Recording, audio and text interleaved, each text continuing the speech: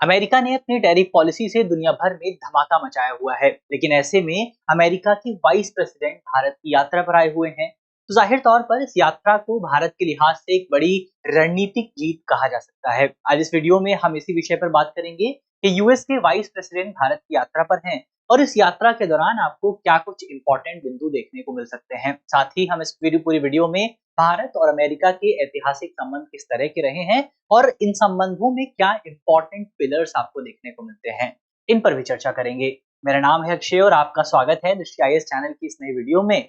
इसी नोट के साथ करते हैं वीडियो की शुरुआत और सबसे पहले एक बार अपनी खबर देख लेते हैं कि हमारी खबर जो है वो आज क्या सामने निकल करके आई है।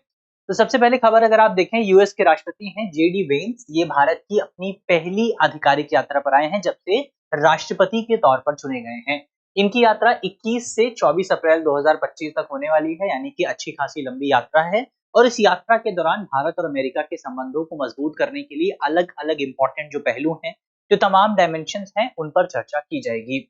वे अपनी भारतीय मूल की पत्नी उषा वेंस और अपने बच्चों के साथ भारत की यात्रा करें, यानी कि उनका एक हिस्टोरिक, उनके एक फैमिली रिलेशन भी आपको भारत से जुड़ता हुआ नजर आ जाएगा।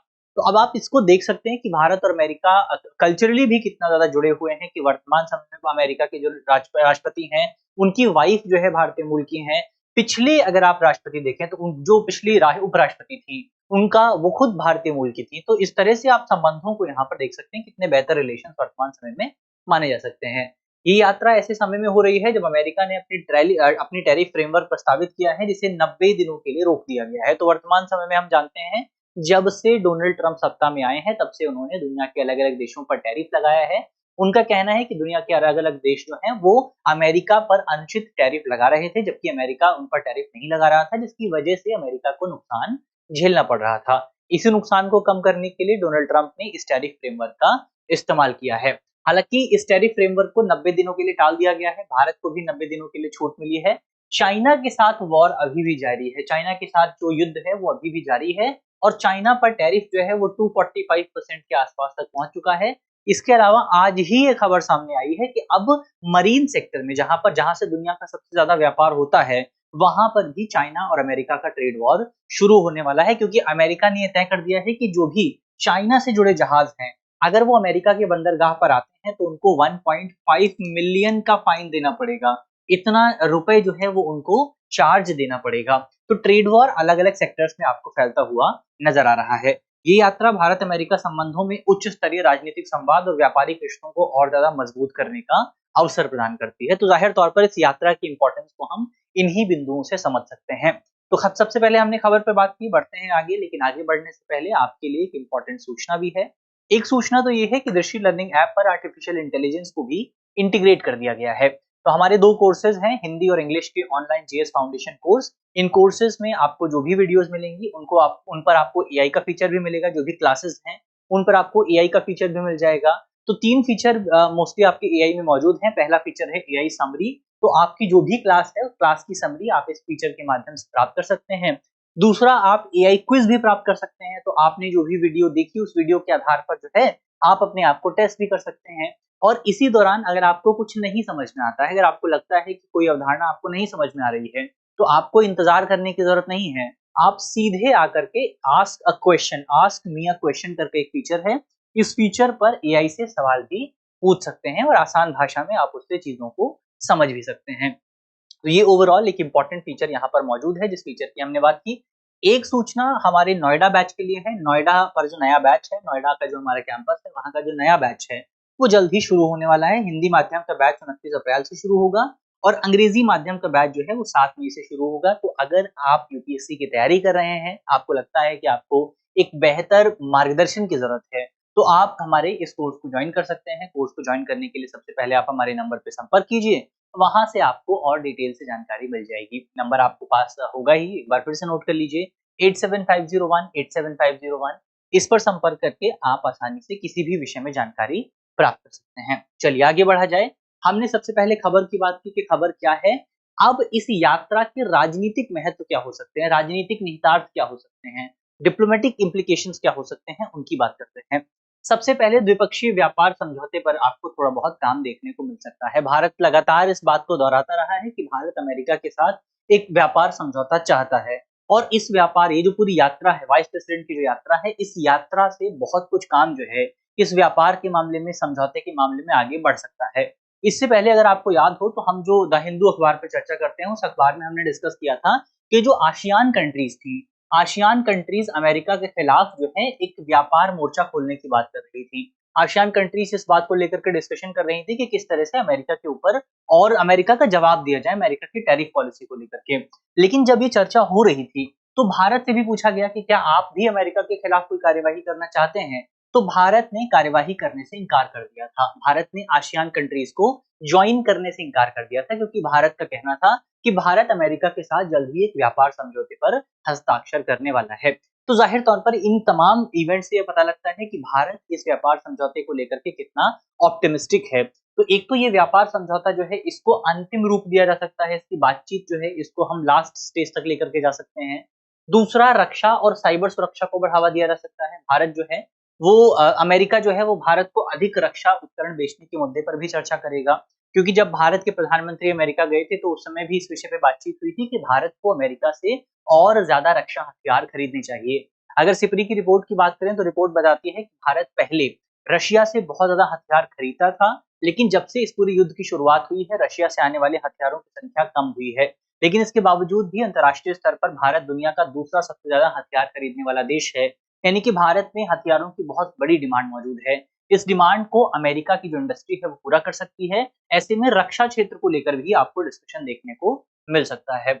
इसके अलावा वैश्विक दक्षिण में भारत की भूमिका और ज्यादा मजबूत हो सकती है। अमेरिका के जो उपराष्ट्रपति हैं वो भारत में आकर के भारत को ग्लोबल साउथ में बड़ी भूमिका को मान्यता दे रहे हैं। यानी कि भारत जो है हमेशा से दुनिया की जो डेवलपिंग कंट्रीज रही हैं उनके रिप्रेजेंटेटिव के तौर पर अपने को पेश करता रहा है। और ऐसे में यूएस के वाइस प्रेसिडेंट जो है वो अपनी आधिकारिक यात्रा भारत की कर रहे हैं, अपने परिवार के साथ यात्रा कर रहे हैं, जो ये दर्शाता है कि बेसिकली अमेरिका जो है वो भारत को ग्लोबल साउथ के लीडर के तौर पर धीरे धीरे स्वीकार कर रहा है, जो कि भारत के लिए अच्छी बात है। इसके अलावा रणनीतिक संबंधों का भी विस्तार आपको देखने को मिल सकता है। पहले भारत और अमेरिका के बीच में एक पहल थी जिसका नाम था आईसेट पहल। ये इसकी फुल फॉर्म थी innovation for critical and emerging technologies. और क्वाड भी एक पहल है। इसके अलावा जो आईसेट पहल है इसको रिप्लेस भी कर दिया गया है। ट्रस्ट नाम की एक पहल है, इसके साथ ट्रस्ट की फुल फॉर्म है transforming relationship utilising strategic technologies. तो पहले आईसेट पहल थी जिसको रिप्लेस कर दिया गया है ट्रस्ट पहल के माध्यम से, उस पर अभी हम आगे बात करेंगे। लेकिन ये एक तो ट्रस्ट पहल हो गई, आईसेट पहल है, क्वाड है, बहुत सारे क्षेत्र हैं जहां पर भारत और अमेरिका जो है रणनीतिक लिहाज से भी सहयोग कर रहे हैं। तो ये कुछ इंपॉर्टेंट हमने इम्प्लीकेशंस देखे इस पूरी यात्रा के। अब कौन कौन से मुद्दों पर चर्चा हो सकती है उनकी यदि बात की जाए तो सबसे पहले हमने वही देखा कि जो एक व्यापार समझौता है उस पर बातचीत आपको देखने को मिलेगी। टैरिफ पॉलिसी में भारत के हितों की रक्षा करने पर भी बातचीत की जा सकती है, क्योंकि भारत पर अमेरिका की तरफ से 26% का टैरिफ लगाया गया है। कितना? 26% का टैरिफ लगा है। और अमेरिका के राष्ट्रपति जब भी बयान देते हैं, जब भी वो टैरिफ को लेकर के बात करते हैं, तो भारत का जिक्र जरूर करते हैं। अपने चुनावी कैंपेन के दौरान उन्होंने भारत को ट्रेड अब्यूजर का भी दर्जा दिया था। तो ऐसे में हो सकता है कि भविष्य में भारत पर और ज्यादा टैरिफ आपको देखने को मिले। लेकिन अगर इस यात्रा के दौरान सही ढंग से बातचीत होती है, सही ढंग से सहयोग डेवलप किया जाता है, तो इसके माध्यम से भारत को कुछ छूट जो है जरूर मिल सकती है। इसके अलावा आईसेट और क्वाड सहयोग भी आपको देखने को मिल सकता है, ट्रस्ट सहयोग भी आपको देखने को मिलेगा। फिर जलवायु परिवर्तन और हरित तकनीक के क्षेत्र में भी सहयोग किया जा सकता है, क्योंकि अगर भारत को एक नवीकरणीय ऊर्जा सोर्स के तौर पर डेवलप होना है, अगर अपनी जो एनर्जी मिक्स है उसमें नवीकरणीय ऊर्जा को और ज्यादा डेवलप करना है, तो हमें ग्रीन टेक्नोलॉजीज प्राप्त करनी पड़ेंगी। और ग्रीन टेक्नोलॉजीज कहां पर है? अमेरिका जैसे जो डेवलप कंट्रीज हैं उनके पास आपको ग्रीन टेक्नोलॉजीज देखने को मिलेंगी। तो भारत के लिए इंपॉर्टेंट ये है कि अगर भारत अपने जो तमाम भारत ने टारगेट डिसाइड किए हैं पेरिस समझौते के तहत, अगर भारत उन टारगेट्स को प्राप्त करना चाहता है तो भारत जो है ग्रीन टेक्नोलॉजीज प्राप्त करे। तो इस यात्रा के दौरान ग्रीन टेक्नोलॉजीज पर भी बातचीत हो सकती है। फिर भारत में निवेश और मैन्युफैक्चरिंग पर भी सहयोग को लेकर के समझौता या कुछ डिस्कशन जो है वो आपको देखने को मिल सकता है। तो ये कुछ इंपॉर्टेंट मुद्दे हुए जो कि आपको देखने को मिलेंगे। अब यहाँ पर एक बार ट्रस्ट पहल की बात कर लेते हैं। हमने देखा था पहले एक पहल थी भारत और अमेरिका के बीच में जिसका नाम था आईसेट पहल। तो आईसेट पहल को अब नया नाम दे दिया गया है, इसका नया नामकरण किया गया है, नए सिरे से इसकी शुरुआत की गई है। और अब आईसेट पहल का नाम हो गया है ट्रस्ट पहल। क्या हो गया है? ट्रस्ट पहल हो गया है। ट्रस्ट इनिशिएटिव जो है किसके बीच में है? अगर सवाल आता है ट्रस्ट इनिशिएटिव किसके बीच में है? भारत और अमेरिका के बीच में है। तो ट्रस्ट पहल भारत और अमेरिका के बीच में एक द्विपक्षीय पहल है, बायलैटरल इनिशिएटिव है, जिसका उद्देश्य मुख्य तौर पर जो इंपॉर्टेंट मिनरल्स हैं आपके, जैसे आपका लिथियम हो गया, रेयर अर्थ एलिमेंट्स हो गए, तो इंपॉर्टेंट मिनरल्स जो हैं उनकी रिकवरी और प्रोसेसिंग को बढ़ावा दिया जा सके, और इसके साथ साथ जो आपकी उभरती हुई टेक्नोलॉजीज हैं, जो आपकी इमर्जिंग टेक्नोलॉजीज हैं, उनके डेवलपमेंट के क्षेत्र में भी सहयोग किया जा सके। तो इसके लिए भारत और अमेरिका के बीच में ट्रस्ट पहल की शुरुआत की गई है। मुख्य कार्य अगर आप देखें क्या क्या किया जाएगा इसमें, तो सबसे पहले इसमें टेक्नोलॉजी ट्रांसफर में जो भी बाधाएं आती हैं उन बाधाओं को कम किया जाएगा।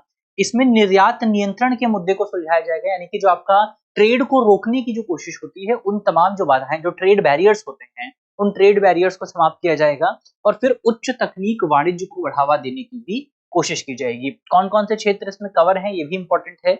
इसमें आपकी डिफेंस इंडस्ट्री को कवर किया गया है, आर्टिफिशियल इंटेलिजेंस को कवर किया गया है, सेमीकंडक्टर्स है, क्वांटम टेक्नोलॉजीज है, बायोटेक्नोलॉजीज है, फिर इसके अलावा आंतरिक सुरक्षा है। तो ये तमाम जो आपके क्षेत्र हैं, कौन से क्षेत्र हैं, ये आपकी एमर्जिंग टेक्नोलॉजीज हैं, उभरती हुई प्रौद्योगिकी है ये। तो उभरती हुई प्रौद्योगिकी यहाँ पर काफी ज्यादा इंपॉर्टेंट है। तो ये ट्रस्ट पहल की हमने बात की, ट्रस्ट पहल क्या है उसको हमने देख लिया है। अब अंत में भारत और अमेरिका के संबंधों पर बात कर लेते हैं।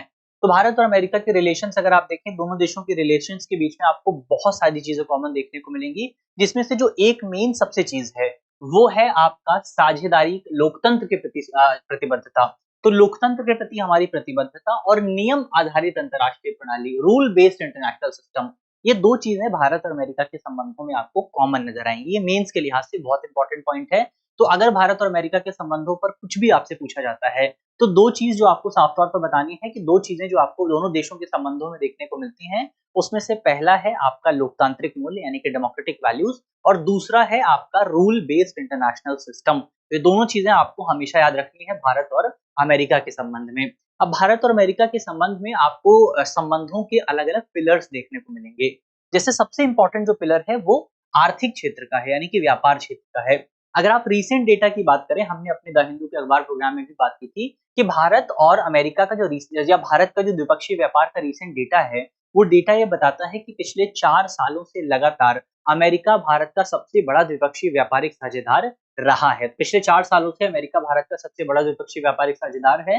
2024-25 के डेटा को अगर आप देखें तो इस दौरान भारत और अमेरिका के बीच में तकरीबन 131 बिलियन डॉलर का व्यापार आपको देखने को मिला था। इसके अलावा भारत का अमेरिका के साथ व्यापार अधिशेष भी है। ये भी एक इंपॉर्टेंट पॉइंट है कि अमेरिका कुछ चुनिंदा अर्थव्यवस्थाओं में से एक है, खासतौर पर बड़ी अर्थव्यवस्थाओं में, जिनके साथ भारत को व्यापार अधिशेष होता है। और सबसे ज्यादा व्यापार घाटा किसके साथ होता है? चाइना के साथ होता है। तो अभी रिसेंटली डेटा आया था, चाइना के साथ हमारा जो व्यापार घाटा है, जो ट्रेड डेफिसिट है, वो 99 बिलियन डॉलर के आसपास पहुंच चुका है। और अमेरिका के साथ व्यापार कितना है? 131 बिलियन डॉलर के आसपास। तो ये पॉइंट आपको याद रखने हैं कुछ व्यापार के बारे में, और इसको लेकर के प्रीलिम्स में भी कई बार सवाल पूछा जा सकता है। जैसे स्टेटमेंट बेस्ड आपको सवाल देखने को मिलेगा कि भारत का सबसे ज्यादा व्यापार घाटा अमेरिका के साथ है। ये स्टेटमेंट गलत है, क्योंकि भारत का सबसे ज्यादा व्यापार घाटा चाइना के साथ है, अमेरिका के साथ तो हमारा व्यापार अधिशेष है। यह सवाल ये भी आ सकता है कि यूनाइटेड अरब अमीरात या फिर यूएई जो है, वो भारत का पिछले कुछ वर्षों में सबसे बड़ा व्यापारिक साझेदार है। ये स्टेटमेंट भी गलत है। पहले हुआ करता था एक समय पर, लेकिन अब कौन है? अब आपको अमेरिका देखने को मिलेगा। इसके अलावा रक्षा और सुरक्षा सहयोग की अगर आप बात करें, तो भारत और अमेरिका को अपने रक्षा संबंधों का काफी विस्तार किया है। पहले दोनों जो है क्रेता विक्रेता के संबंध में काम करते थे, पहले केवल खरीद बिक्री होती थी, लेकिन अब दोनों जो हैं वो सह प्रोड्यूस या सह उत्पादक की भूमिका अदा करते हैं, को प्रोड्यूसर की भूमिका अदा करते हैं। इसके अलावा अमेरिका की तरफ से भारत को एक प्रमुख रक्षा साझेदार के तौर पर भी मान्यता दी गई है। और हाल ही में दोनों देशों ने एक एक्सरसाइज भी आयोजित की थी, जिसका नाम था tiger Triumph exercise. Tiger Triumph exercise पर भी हमने पहले बात की थी। ये क्या है? ये आपका humanitarian assistance and disaster relief exercise है। क्या है? Humanitarian assistance and disaster relief exercise है, जो कि भारत और अमेरिका की सेनाओं के बीच में आयोजित की गई थी। तो ये तीनों सेनाओं की एक्सरसाइज है, ये भी आप याद रख लीजिए। ट्राई सर्विस एक्सरसाइज की टाइगर ट्रायम्फ। तो टाइगर ट्रायम्फ को भी आप याद रखिए, भारत और अमेरिका के बीच में एक्सरसाइज है। और संबंधों की अगर आप बात करें, टेक्नोलॉजिकल और इनोवेटिव रिलेशंस की अगर आप बात करें, दोनों देश यूएस इंडिया ट्रस्ट पहल 2025 का हिस्सा है, जिसके तहत एआई, सेमीकंडक्टर्स, क्वांटम और बायोटेक्नोलॉजी में सहयोग को आगे बढ़ावा दिया जाता है। एक और पहल है जिसका नाम है इंडस इनोवेशन। इंडस इनोवेशन भी 2025 की ही पहल है, जिसमें आपका प्राइवेट सेक्टर में कॉपरेशन को बढ़ावा दिया जाता है। एक और पहल है जिसका नाम है इंडस एक्स। इंडस एक्स पहल जो है ये आपका रक्षा क्षेत्र में तकनीक को रक्षा तकनीक के क्षेत्र में सहयोग की बात करती है। तो बहुत सारी पहलें हैं, इनको आपको याद रखना है। इंडिया यूएस ट्रस्ट पहल है, इंडिया इंडस इनोवेशन पहल है, इंडस एक्स पहल है।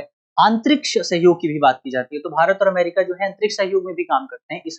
इसरो और नासा के बीच में आपको स्पेस कॉपरेशन भी देखने को मिलता है। और हाल ही में खबर ये भी आई थी, हम रिसेंटली डिस्कस किया था हमने, कि भारत के जो एस्ट्रोनॉट जो हैं वो इंटरनेशनल स्पेस स्टेशन में जाने वाले हैं नासा की सहायता से। तो ये भी एक इंपॉर्टेंट खबर आप मान सकते हैं। तो यहाँ पर जो भी आपके इंपॉर्टेंट संबंधों की बात हुई उनको हमने डिस्कस कर लिया है। अब अंत में आपके लिए एक सवाल है, जिस सवाल का जवाब आपको कमेंट बॉक्स में बताना है। चलिए, सबसे पहले सवाल है हमारा, भारत और अमेरिका के बीच ट्रस्ट पहल के संदर्भ में निम्नलिखित कथनों पर विचार कीजिए। हमारा पहला स्टेटमेंट है, इसका उद्देश्य महत्वपूर्ण खनिजों जैसे लिथियम और रेयर अर्थ एलिमेंट्स की रिकवरी और प्रोसेसिंग में सहयोग को बढ़ावा देना है। ये केवल रक्षा क्षेत्र तक सीमित है। सही उत्तर का चुनाव कीजिए। हमारे ऑप्शन है, ऑप्शन ए केवल 1, ऑप्शन बी केवल 2, ऑप्शन सी 1 और 2 दोनों, और ऑप्शन डी ना तो 1 और ना ही 2। तो इसका सही जवाब क्या होगा वो आपको जल्दी से कमेंट बॉक्स में बताना है। यहाँ पर अपनी वीडियो को करते हैं इसी नोट के साथ समाप्त, और उम्मीद है वीडियो आपको समझ में आई होगी। अच्छी लगी है वीडियो तो लाइक कीजिएगा, शेयर कीजिएगा अपने दोस्तों के साथ। मिलते हैं आपसे अगले वीडियो में, तब तक के लिए अपना ख्याल रखिए, ध्यान रखिए, पढ़ते रहिए। धन्यवाद।